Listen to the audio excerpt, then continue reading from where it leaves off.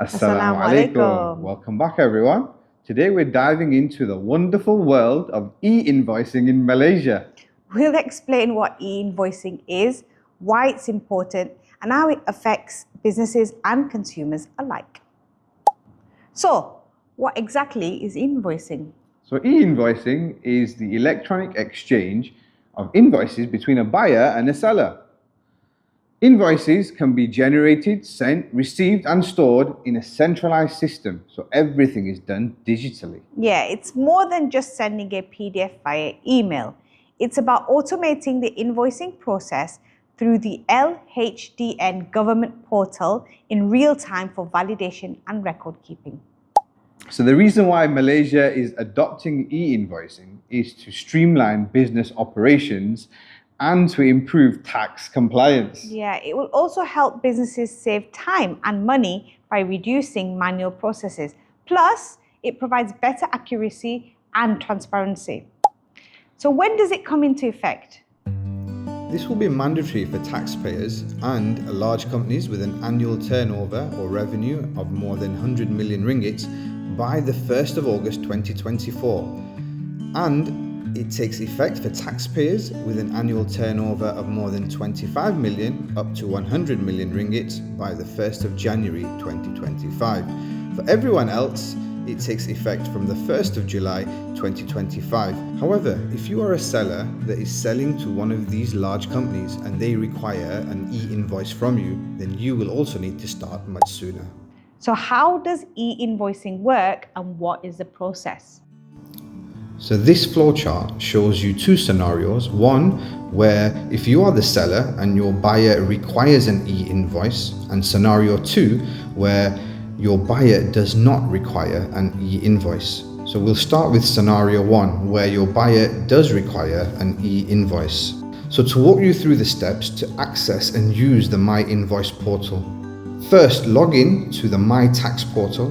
Navigate to My Invoice and follow the prompts to create and submit your invoices. You'll need a digital certificate and your taxpayer identification number, TIN. These ensure the security and authenticity of your e-invoices.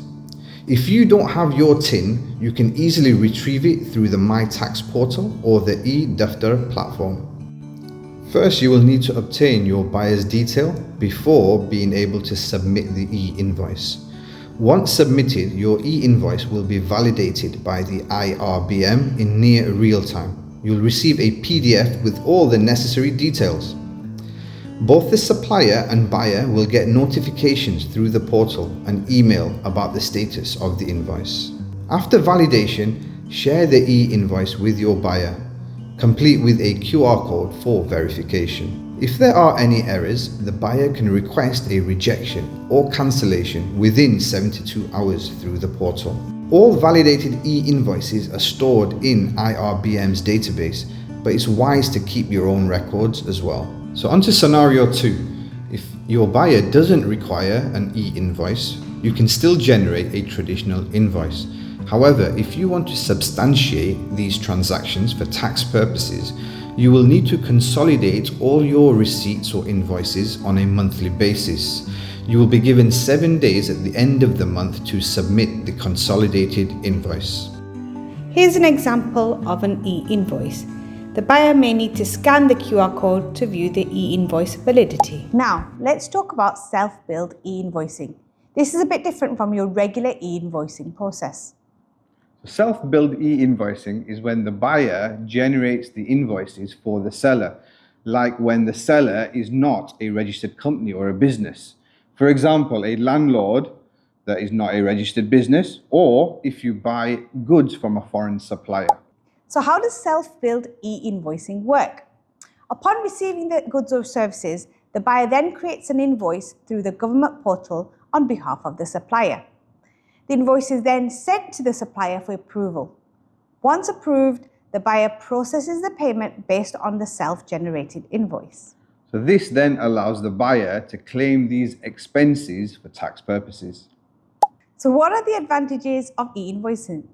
So e-invoicing does come with a few benefits for businesses. It means reduced costs, fewer errors and faster processing time. Yeah, for the government, it enhances tax compliance and reduces fraud. And for consumers, it can lead to quicker service and more accurate billing. So like everything else, it also has its disadvantages. So it'll be a steep learning curve for everyone, including street vendors that might need to do a crash course on digital e-invoicing if they wish to issue e-invoices. Yeah, and not all vendors have fancy computers or high-speed internet, especially when you're on the streets. Not to forget the setup cost and training.